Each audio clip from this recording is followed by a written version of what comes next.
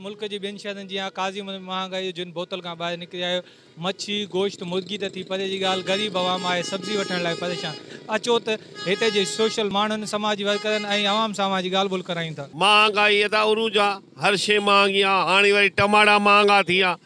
हिन हुकूमत में त माण्हू परेशान आहे। अटो महांगो आहे, घी महांगो आहे, खंडु महांगी आहे, हर शइ महांगी आहे। इंतिहा महांगाई आहे। हिन गवर्नमेंट जो त को अमल न आहे।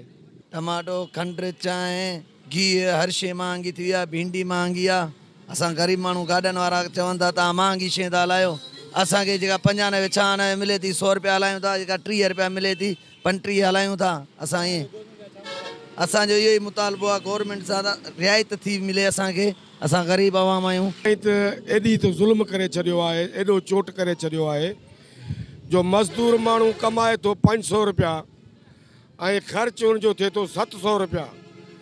मज़दूर माण्हू व्याज ते कर्ज़ खणी पेट थो पाले ऐं उन व्याज खे बि गवर्नमेंट छूट ॾियो वेठी आहे। व्याजी ऐं ठेकेदारी निज़ाम ऐं वापारी निज़ाम ग़रीबनि खे तबाह करे छॾियो आहे। हितों जो मुख़्तियारकार, हितों जो AC रेट चोटा चोट पिया था हलनि, उन्हनि को बि नज़रसानी कान्हे का। तव्हांखे अर्ज़ु कयां असां वटि market committee, town committee, AC काज़ी अहमद इहे टेई जवाबदार आहिनि। हिते अघनि ते को बि कंट्रोल कोन्हे। हर कंहिं कयो वेंदो त 50 अघ आहिनि। उन्हनि वटि अचनि था, उन्हनि खे 100-200 रुपया ॾंड हुयूं हलिया था वञनि। अमल टके जो बि कोन्हे। न को हिते को सियासी वर्कर को मुदाख़ला थो करे, न को चेयरमैन MPA MNA बि जेके कुझु बि नथा करे सघनि। उहे रुॻो पंहिंजा पावर शो पिया कनि, हुते ॿाहिराड़ियुनि ते पिया वञनि। हिते शहर जो हाल कोन था ॾिसनि। एतिरी त महांगाई वधी वई आहे जेको ग़रीब माण्हू असां जेको आहे सो 300-400 रुपया कमायूं पिया।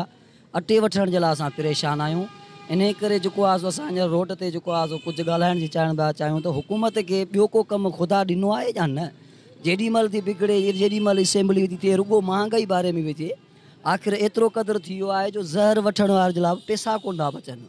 असां ग़रीब माण्हू रोड ते केला जूस था कमायूं, 400-500 था कमायूं, 100 बि उन में असां अटो नथा वठी सघूं। खंडु किथे पहुची आहे, ज़ुल्म ॾिसो केतिरो थी वियो आहे। महांगाई एतिरी चोट थी वई आहे, ग़रीब माण्हू त अटो त नथो वठी सघे। आख़िर ॻाल्हि इहा थी पहुचे बाबा छा महांगाई आहे, सिस्टम मथां जो ख़राबु आहे। आख़िर इन इमरान ख़ान जो मुतालबो छा आहे, सिंध गवर्नमेंट करे छा थी? एतिरो त यार कुझु सोचो वञे ग़रीबनि जे बारे में। ग़रीबनि जे बारे में केरु सोचे ई कोन थो।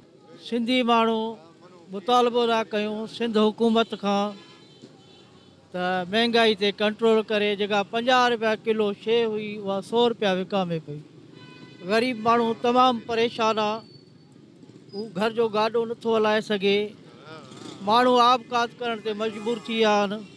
खुदारा सिंध गवर्नमेंट या मिनिस्टरो वज़ीरो कुझु ध्यानु ॾियो। ग़रीब आवाम परेशान आहे ऐं दरगाहूं खोलियो, लॉकडाउन खे छॾियो। माण्हू रोज़ी ॿिनि वेलनि जे कमाइण लाइ परेशान आहिनि। तव्हां काज़ी अहमद आवाम जूं ॻाल्हियूं ॿुधियूं। उन्हनि जो इहो मुतालबो आहे त काज़ी अहमद में महांगाई उरूज ते आहे, महांगाई ते कंट्रोल आंदो वञे। उन्हनि गवर्नमेंट ऑफ सिंध ऐं वफ़ाक़ जी गवर्नमेंट खां मुतालबो कयो आहे त महांगाई ते कंट्रोल आहे, ग़रीब आवाम खे जीअण जो हक़ ॾिनो वञे। कैमरामैन इम्तियाज़ अहमद सां गॾु जावेद सियाल, जेकब न्यूज़, काज़ी अहमद।